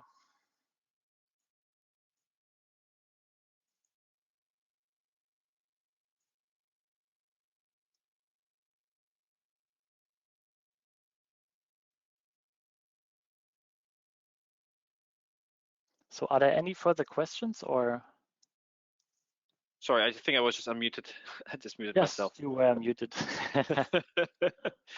So there is one question from the audience on this, and this is, which is, from your perspective, one of the most common or the most common and effective attack techniques used by your purple team in the course of your project? I think this, what I showed before. So when you do PowerShell is easily detectable, right? It was PowerShell version 5. That was quite easy. But this living of the land binaries, they have to implement it, all of them, each of them separately. So you have to write a rule for all of these, and there are some. So this takes some time. And because they are signed. These are signed Windows tools we misuse to do other things. And so you have to be really specific about the rules, what is allowed and what not. And this took time. But in the end, if you work together with the blue team and try different things, you get it implemented. Great, thank you. And as you mentioned, I think the most important piece is just working together with the blue team constantly on this. Is there any other questions? Yeah, one question here. Hi. You showed the detection lab, and it looked like most of the exercises and most of the testing you did was in the lab environment. Is that correct? No, not all of it. So we used, at first we started our own machines, but detection labs, some of them, yeah. Okay, because my question would be, when we are purple teaming or testing our detections, right? You need to have the same environment as in production, which lends the production environment is always different than a lab environment. Yeah. And certain techniques might not work in a production environment or production machines because there's security controls in place. So it makes sometimes testing detections challenging, or you're testing something in a lab which wouldn't work in production. Exactly. So that's actually has to be a step. That's true. So what we try to do, we put the sysmon config, they adapted. We put that in the detection lab. So we did also the Splunk add-ons, the plugins they programmed, we also put in the detection lab. But then we played it through. And after this, we got also a spare laptop, which was then in the company network. And we also tried it there and let it run there. And then, as you said, so there were some steps which got detected, some commands could not be run, but mostly it was similar, but not all of the time. Definitely, you have to definitely check it also in the real environment.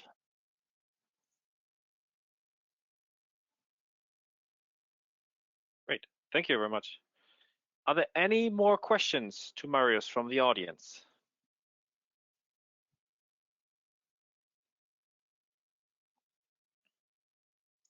Perfect. Then thanks a lot, everyone. Great, thank you very much. And as already asked in the chat, the slides will be recorded, or the presentations will be recorded and made available on the OWASP website and on YouTube. So if you missed something, don't worry. Great. So I think let's just take over again.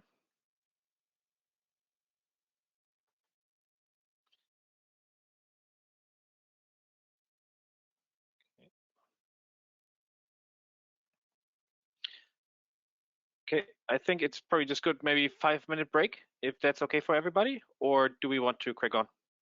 It might be better just if you just need to run to the toilet for a second. You can continue at 6:45 or 6:46 in 5 minutes.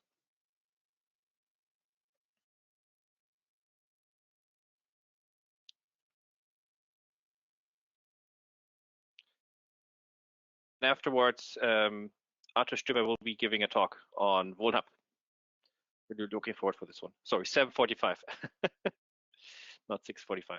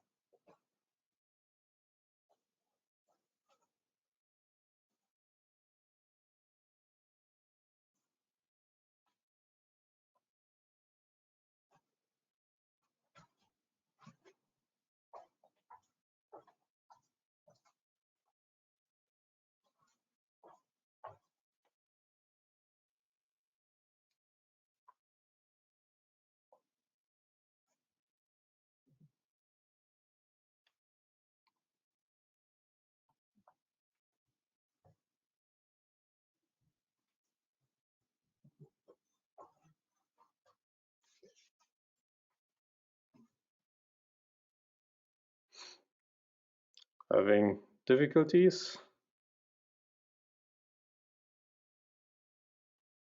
Me? Ah, okay. Or not Daniel? Okay. No, I just saw in the chat that someone said they can't hear you. I had to leave for the telephone for a minute or 8.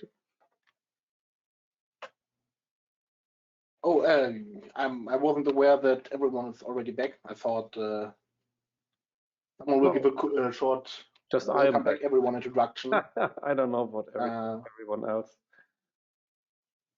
Yeah, I mean, Dan wrote something in chat, so I assume he's back too. But I do need screen share rights because without this would be pretty dry. Let's see what I can do about that.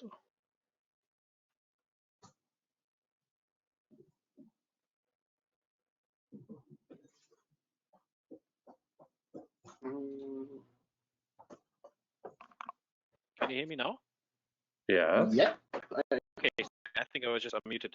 I was saying for our next speaker, I just probably muted myself. Yeah, looking forward to welcome Arthur Stöber for his next talk on getting started with vulnerable hacking. I think that's going to be really interesting for everybody who hasn't really had much experience around ethical hacking or capture the flag. So really looking forward to welcome you, Arthur. Yeah, please get started. Thank you. Yeah, as you guys were already told, my name is Arthur Stöber. I work as a penetration tester for Johannes. And I want to show a bit of live hacking. So the first step is what is vulnerable? I guess some people here know at least what Hack-the-Box is, but in case not, I will go over that too. So Hack-the-Box is an online platform where the Hack-the-Box team hosts virtual machines you can connect to via VPN. And these virtual machines all have one specific security hole. And your job as a hacker is to find this security hole and abuse it. Most of the time you have two security holes, one to get to user and another one to get to system administrator or root. But the whole system is online. Which for Hack-the-Box means if you're not VIP plus user, your machines are shared with other users in the network. That can be quite a bit of a bother because some people destroy the machines on purpose and others just reset the machines because the exploit doesn't work. So you're getting interrupted quite often, especially if the machine is a bit newer. On the other hand, you have VulnHub, where the basic premise is the same. You have a machine that has a security hole in it and you have to find it. But the difference is VulnHub offers you to download the virtual machine. Or offers is the wrong word. You have to download the machine and host it on your own system. That means only you can access the machine and gives you also quite a bit of additional speed for your scans. But the most important thing is nobody can randomly destroy the machine besides myself, and I hope I'm not going to do it. But for presentations, it's the safer form because reset takes time and nobody wants to sit through a reset. So for this presentation, I've chosen to do the first of the Symphonos series. That's one of the longer series hosted on VulnHub. You can see it here. I can put the link in the chat room. And we are going to do the Symphonos 1. So on the details page, you get the download link, either via torrent or direct download from Google Drive or from VulnHub. I mean, some of you might regularly look at cooking shows on TV. As the cook always says, I have prepared something. In other words, I've already downloaded the machine and started it up. The one note here is we have to update our host file with the symphonos.local. So I'm going to copy that. And we are going to my Kali virtual machine. As you can see in VirtualBox, I have started the Symphonos machine. It's called VM, and I'm using the same Kali machine I've used for my USCP to try and hack that one. So first things first, we have to find the IP of our machine. So we are using Nmap for so the first thing is we have to get our own IP, which is this one, and then we have to find the IP of the machine we want to try and attack. So we are using Nmap and using a bit higher rate to fire our request, so you don't have to wait 10 minutes. We don't wanted to resolve the host names because it takes extra time, and we wanted to search through our network. That was fast. So we have the 103. This is our machine. And we have the 105, which seems to be the Symphonos machine. So the first step is to add the host name to the host file. So 192.168.65.105 is Symphonos.local, which I should have copied.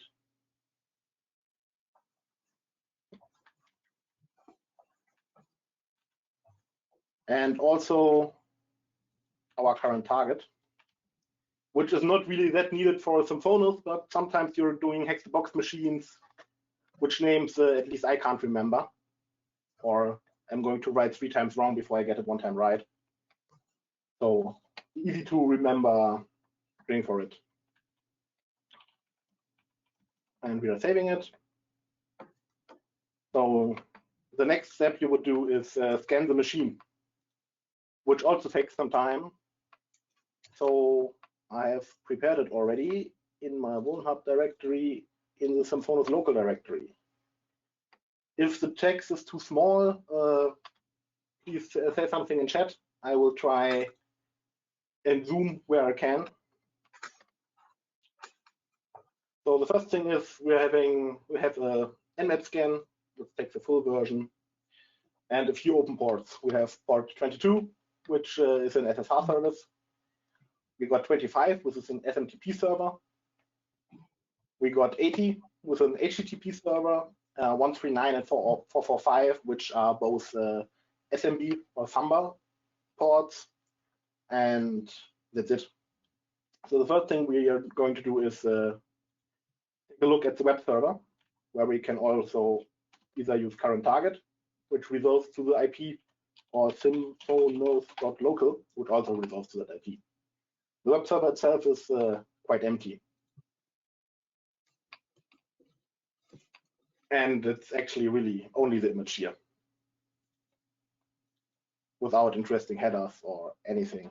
There are also no interesting communication going around, but maybe one of our web scanners found something interesting here. Let's see what GoBuster found. GoBuster found the index page that we also did, but GoBuster found also the manual directory, which, well, it's just the default directory of the Apache. If we just open it, it's the default manual of the Apache server in its 10 different languages. So nothing to find here. It's all manual till the end. So the next thing we can do, since we saw there were SMB ports open, we can check, do we have open shares? So we actually do have one open share, the anonymous share, and also a Helios share, which gives us a hint about the first username.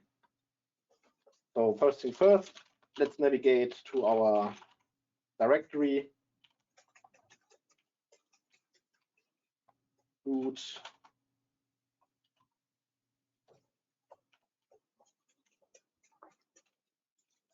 clear all my leftover files from the last time, and write Helios in our potential users.txt.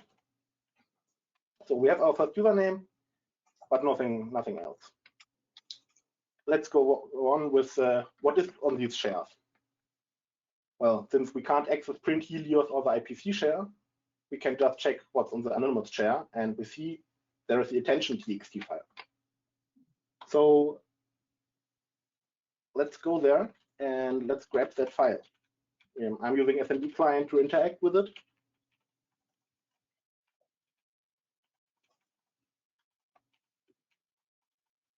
With a -n flag to indicate that we will not supply a password. Since the share was open for anonymous read, we don't have to. There we see the attention.txt. Let's just grab that one and leave. And check the contents. So in the contents, we find a person named Zeus to not be happy with his co-workers because it seems they are reusing the same passwords. In this case, Epidioko, QWERTY, and baseball. So now we also get 3 possible passwords for our further adventures.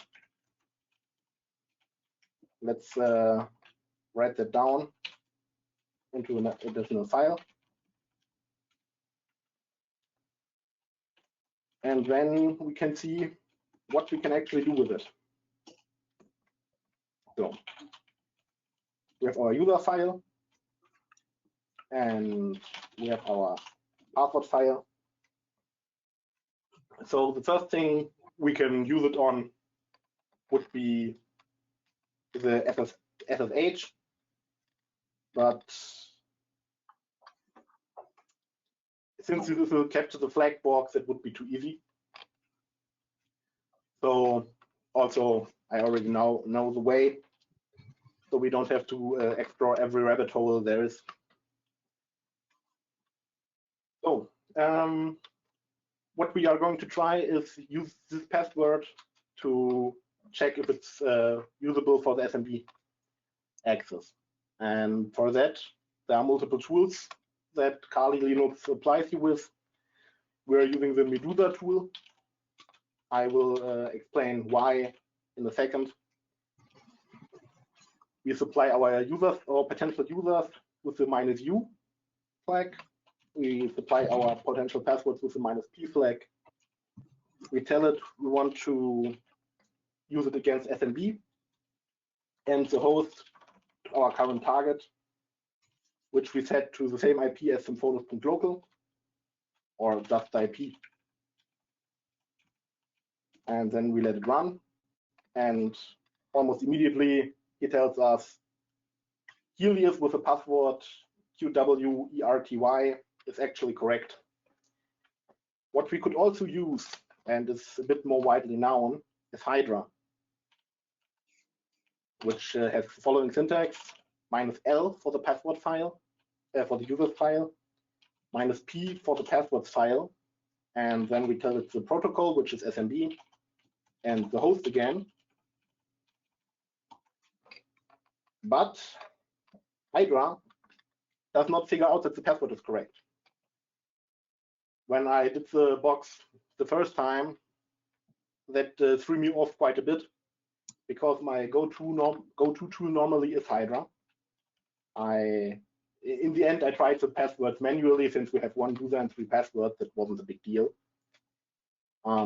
There is the third tool, Ncrack, which also allows us to supply the following files and also let us tell us it's SMB. And we also want symphonos.local. Ncrack is also not able to find out that this password and username is correct. Why I'm showing you this? In the hope someone in the audience can tell me why, because I couldn't figure it out. I do know that Medusa works, and I do know that Hydra and Ncrack does not work, but the exact reason for that, I can't tell you. The takeaway here would be, if you have a password list and a users list and are somewhat certain that they should work, try multiple tools, because the first one might not always work. Anyway, back to topic. As Medusa told us, Helios with QWRQI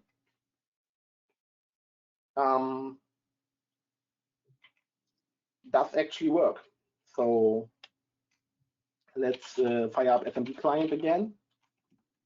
This time against the Helios share.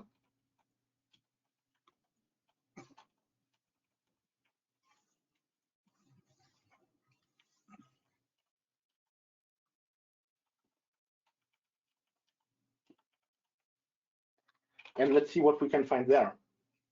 So first thing, we could actually access it. That's good. And we also found 2 files. That's even better. Let's get them onto our machine and then exit out here. So first thing, research.txt. It's just a small excerpt about who or what is Helios in the Greek mythology.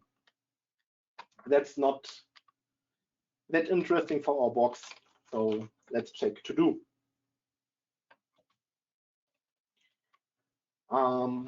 There we have three things, Helios things he has to do. The first thing is to binge watch Dexter, and that can take quite a while. I think it's 8 seasons. The second thing is to dance, which we totally would do if this was an offline meetup, but since it's online, we will just skip straight to point 3. And he tells us he has to work on /Helios. So we are going to go back to our web server, symphonus.local, and add /Helios to the URL, and we find a beautiful WordPress blog with some test content on it. So the next thing we're going to do is analyzing this WordPress blog. WordPress is known to have quite a list of security vulnerabilities, and depending on how old the installation actually is, and maybe we are lucky given that this post is from 2019, we find something that is still active. So Kali brings a tool with it called VPScan, which allows us to supply a URL, and then he will scan this URL for some information.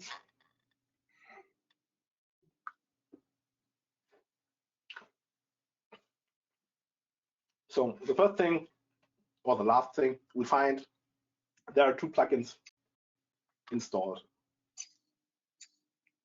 So we can check, are there vulnerabilities in these plugins? Given that they are quite old, there might be. So we're using SearchExploit for it. SearchExploit is a tool that searches through an offline version of ExploitDB. I have created an alias on my machine, which is called SES for SearchExploit. The main reason for that is I'm never able to write SearchExploit correctly on the first try. So I gave up and created this one. And now we want to see if there is an exploit for the Mailmaster plugin. So we prefix this thing with WordPress and put a Mailmaster, and we find a local file inclusion. Just to be thorough, we are also checking site editor, which gives us another local file inclusion. So I can tell you both work. So I'm just going to use the Mailmaster one, but it makes absolutely no difference. So with the -x flag, we can check the content of a given exploit, and this one has ID 40290. And with this, we can check how it actually works. And we can see here a proof of concept URL, WP content, plugins, Mailmaster, in campaign, count of send, PHP, and then in the PL parameter, the file we actually want. So let's just copy it up to here. Go on this website and paste it there. And as we can see, we actually have local file inclusion. A small note here, whenever I take a look at write-ups or similar, people always screenshot this page. And if you're just going ahead and say your page source, you get a beautifully formatted version of that file, which makes working with it also quite a bit simpler. And we can even just continue working here. So there's really no need to try to find whatever you want from here. So the first thing we can see is the only user that can log in aside from root is Helios. So our first target, since this is the capture the flag machine, seems to be the Helios user. That is given through, as I said at the beginning, the Hexabox system is most of the time you get initial foothold to a machine, which is in this case kind of the file inclusion. Then you get to user, which is in this case Helios, and from Helios you go to root. So our first target is Helios, but let's see, maybe this web server already runs with root permissions, and we can take a look at the shadow file. Would have been too simple, but the next thing we can do is, since we saw there is a WordPress installation, and WordPress saves its config file in a PHP file, we can see if we just can include this PHP file. Maybe whoever, or let's just say we hope Helios configured the server, and because he's lazy, he used the same password for the WordPress installation as for his user. So the default web server is always in RVVB HTML, and then we can check the index HTML. And as you can see here, versus this one, that seems to be quite identical. Just the body, just a simple image, and a short snippet of CSS at the top. And when we check here, a short snippet of CSS at the top and just the image.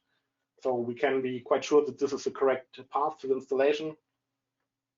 So now we copy this, go here and say wp config.php, and can't see anything. So why is that? This server is a PHP server, an Apache server. So it automatically renders whatever we append if it's a PHP file, which means we can't read what's actually in the config. Okay, was a nice try, but sadly not the way to go. Let's check if maybe Helios has an SSH directory and we can just download his private key, which seems also not to be the case. If we could have just downloaded the private key, we had a very high chance that we can just log in via SSH and be user. But as it turns out, we can't.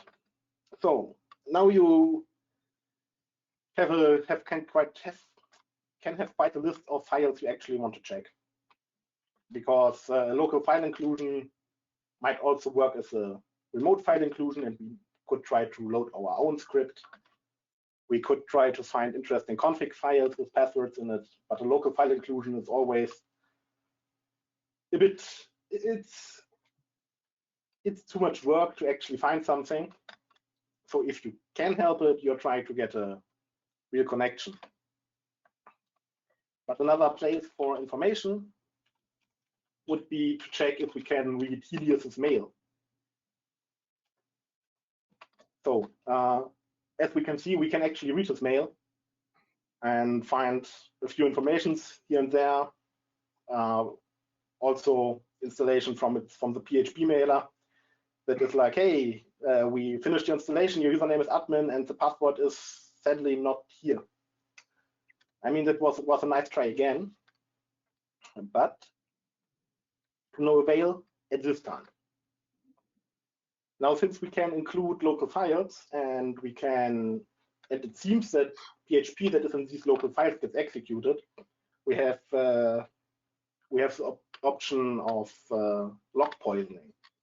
Log poisoning is the action of supplying an invalid or valid string, which contains executable PHP code, which the server then logs into a log file and says, hey, this website got called with these parameters, and then you try to include the log. And it could be the way here, but it actually isn't. What we can do here, it's quite a bit more elaborate, but honestly, I liked it even more. So as we can see at the beginning, there is an SMTP server open. And what we're going to do is we are writing our friend Helios a mail. And when we include his mails, we are able to execute code.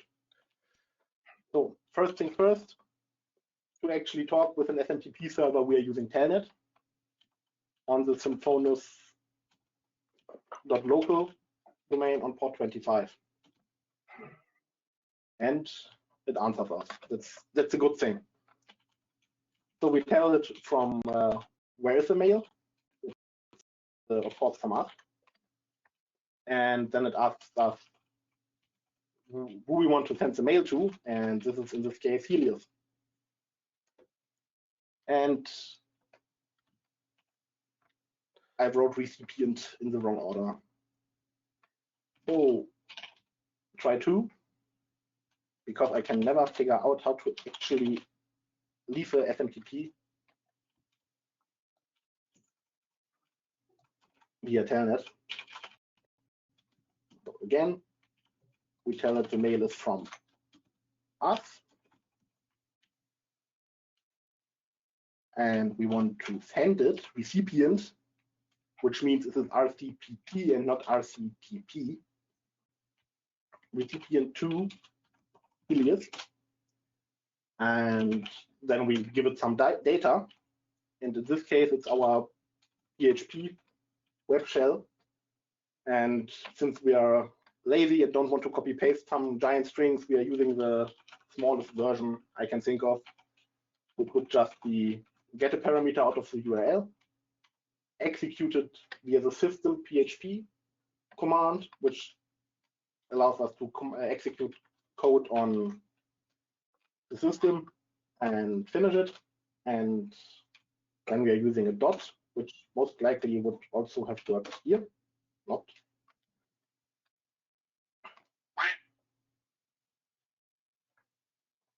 And we have sent the mail. So we refresh the mails, and we see that there is a mail from us, but there is no content in it, which is a good sign since we use PHP code. The web server should have interpreted it. And since there is no C parameter in the URL currently, there is nothing to show. But if we now go ahead and edit and say, hey, execute the ID command for me, we get some information here. Two times, it seems. Well, anyway, since we now have a command execution, we can go ahead and try to figure out a way for a reverse shell. Since we are already the Helios user, we could just create our SSH key via this web shell. But since most of the time you're not directly the user, the first step is just get on the machine. For this, we will start a netcat listener with my alias hey listen.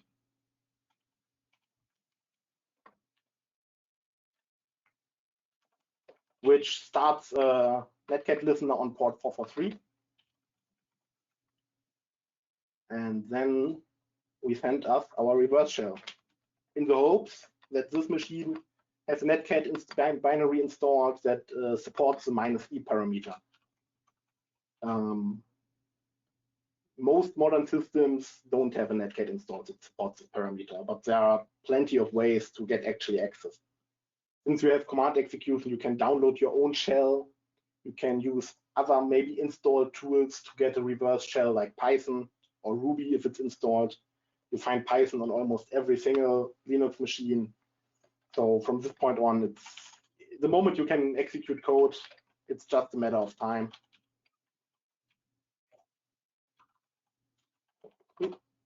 And if I've done everything correctly, I should have gotten a reverse shell.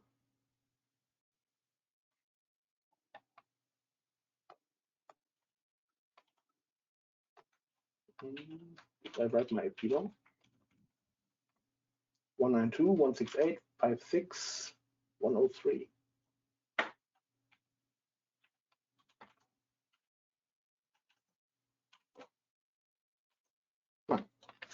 This time.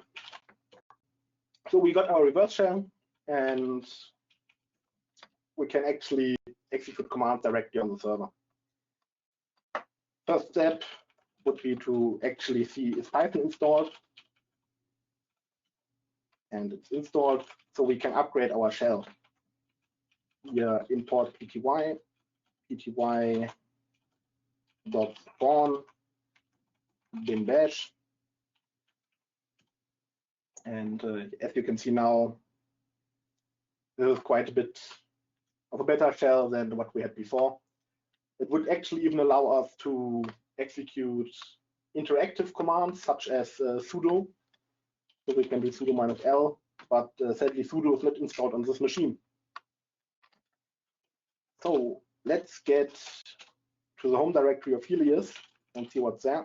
And we see there's the SSH ordner. And I think I didn't clean up after my test run. So let's just remove this file that shouldn't be here. Because our first step now would be get our own public key on the machine, so we can log in via SSH and don't risk our web shell randomly crashing. So let's get my SSH key. This is my public key.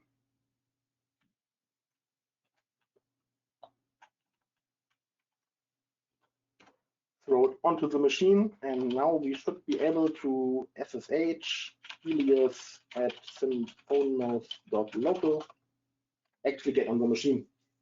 So now we have our real initial foothold, including our first user. If this would be Hexabox, we would find the user txt here and would have just owned user. But since this is Vulnhub and the creators of the boxes decide how many flags they want to actually have, there's nothing just right here. This box only has a congratulations, you finished file. So first thing we can do is the thing I wanted to do at the very beginning. And why is my... I'm running into technical difficulties. I can't click in my VM. That might be the reason why. Give me a second.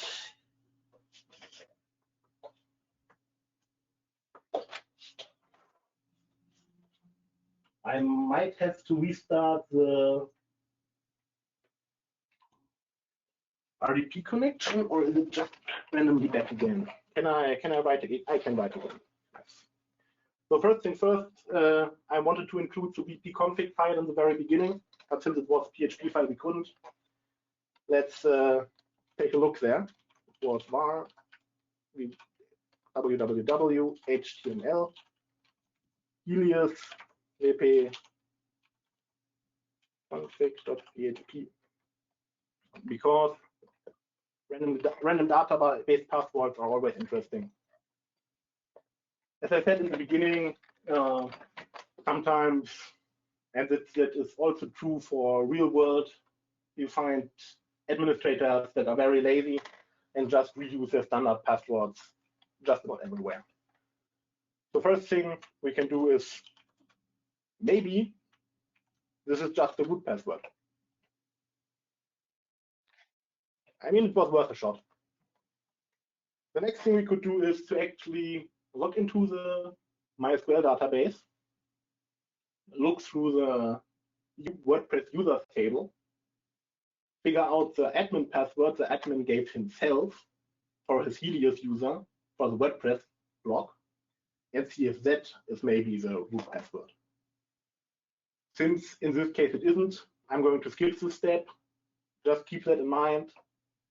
as soon as you're on a machine with WordPress and you can access the database, checking users in that database and trying to get these passwords to use somewhere else is always a very good solution.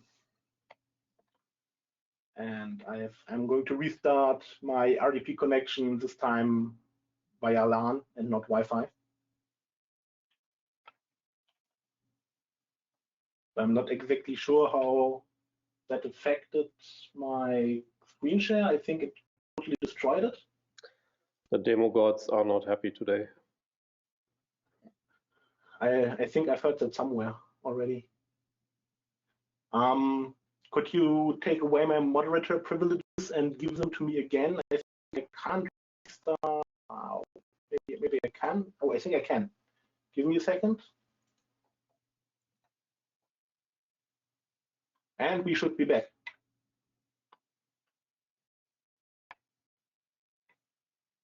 Yes, we can see your screen. Great. So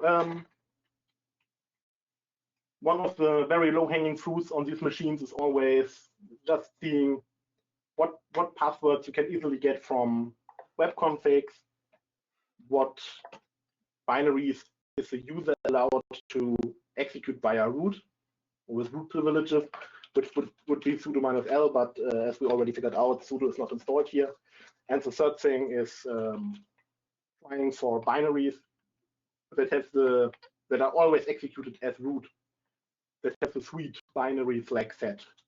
You can do this via find, and the files are supposed to have the permissions 4000, where 4000 is sweet flag and 2000 would be SGID, which means always executed as the group. But sweet files are the easiest of them.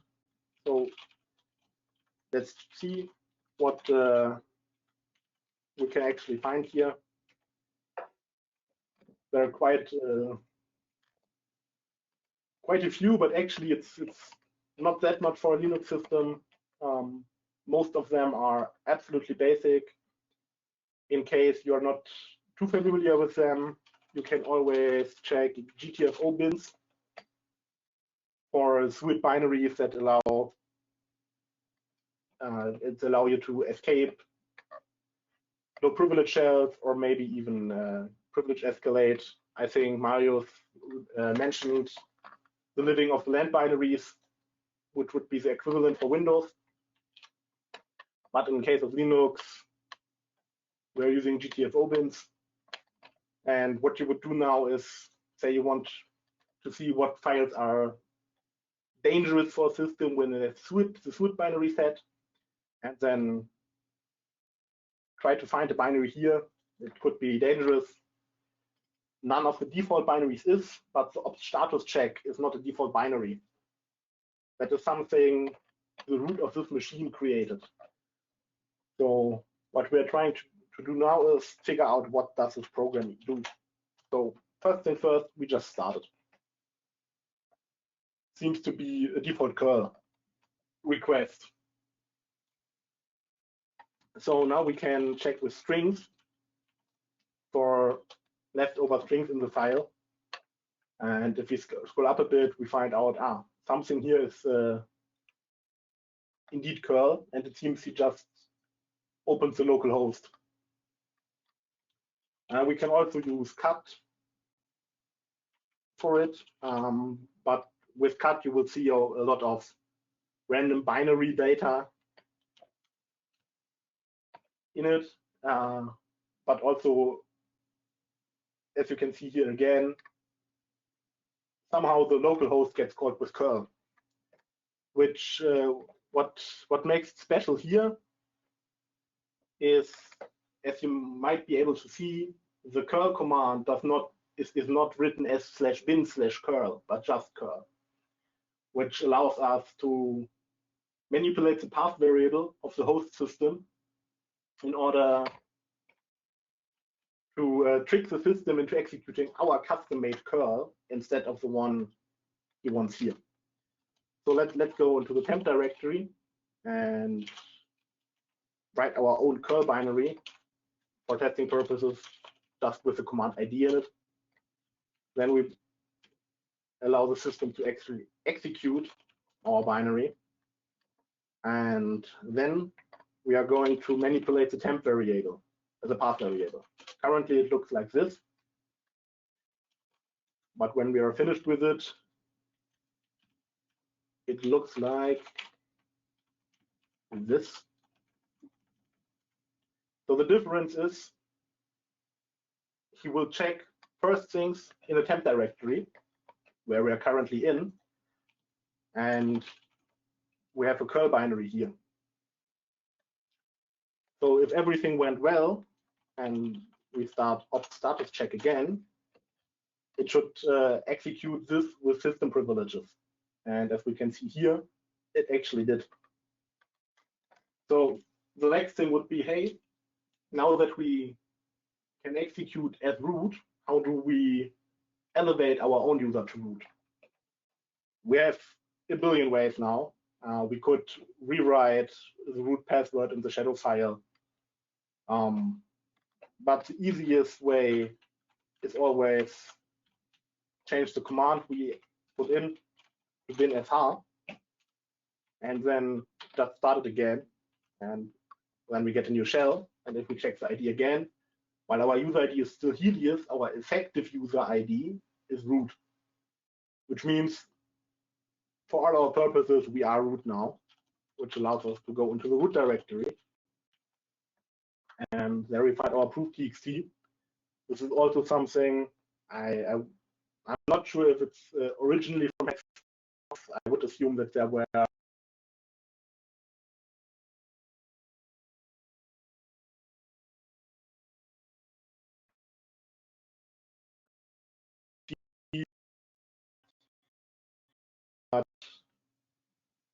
you have always root.txt or proof.txt in the final directory to prove I own this box completely. So now we can check what's actually in the proof.txt, and we are getting congratulated for owning Symphonis 1. Nice. Well done. Long Awesome. way to Well, root. thank you very much.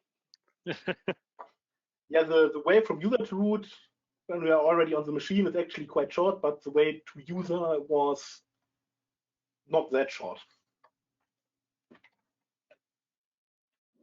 But the biggest challenge on this box was to find actually the log poisoning way in a case that you could just read the user's mails and send a code execution shell to the user.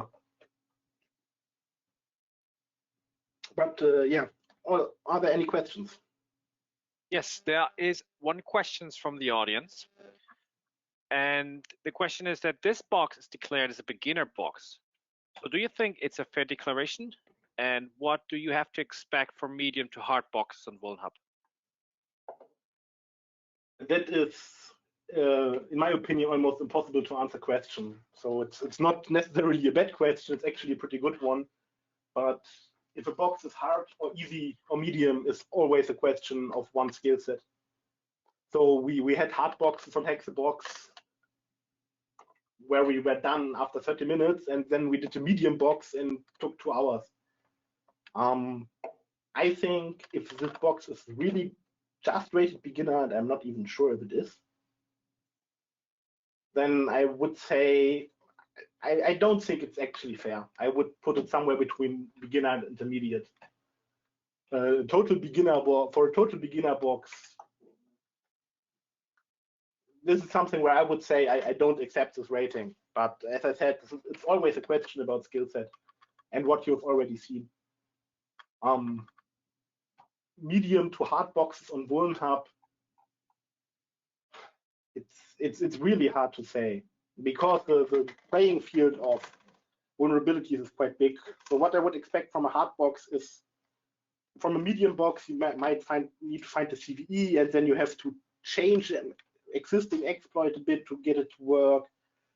And for a hard box, I wouldn't be surprised if you have to write your own exploit from scratch.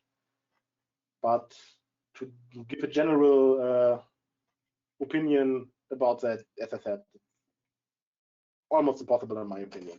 But yeah, I wouldn't go along with rating this box purely beginner.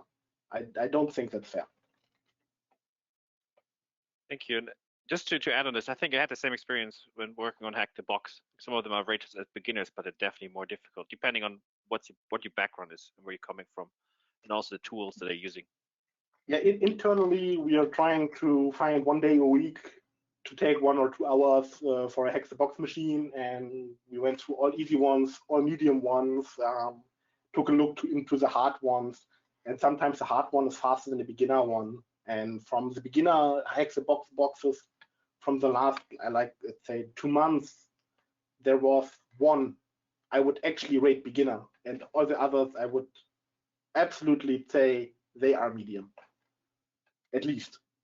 So the only beginner box on Hack the Box currently is one from IPSec, and all other beginner boxes should be rated medium, in my opinion. But as I said, that's a question of skill set. You have people that do impossible boxes in 30 minutes. Okay, thank you very much, Arthur, for the really great and interesting introduction into Vulnhub. I think that's a really good machine to get started. Cool. And if there's no other questions from the audience, I think we can just do another the outro and then start socializing. Let me just take over the screen.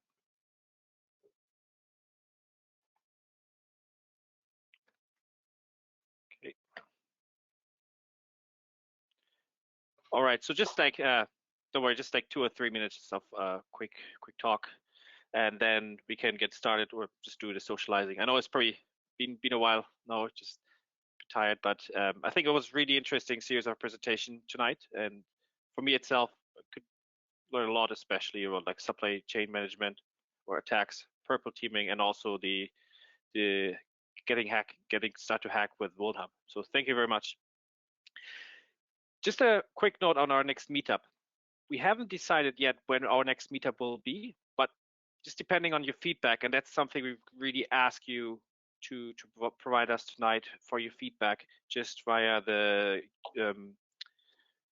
slides, or just use the Q&A session that are be provided as part of the Slido deck. We will likely be running another meetup session probably in 1 to 2 months. And yeah, also looking forward for speakers. So if you're interested, if you have something interesting to talk about, if you say like this is something you really want to hear about, or if you really know a speaker that might be interested to give a talk, please reach out to Johannes or me and let us know. We're really happy just to discuss this and maybe have you or somebody else as the next speaker. And yeah, just join us on our Twitter channel, Meetup. Just keep following the Meetup. And the slides, again, will be made available on our website, and they will be uploaded to YouTube. So just stay tuned. And also, yeah, I've just shown this quickly in case you want us to provide us with your feedback. As I said, that's something really appreciate and value, especially if it's if there's something you liked or you didn't like, please let us know so we can improve in our next upcoming meetups.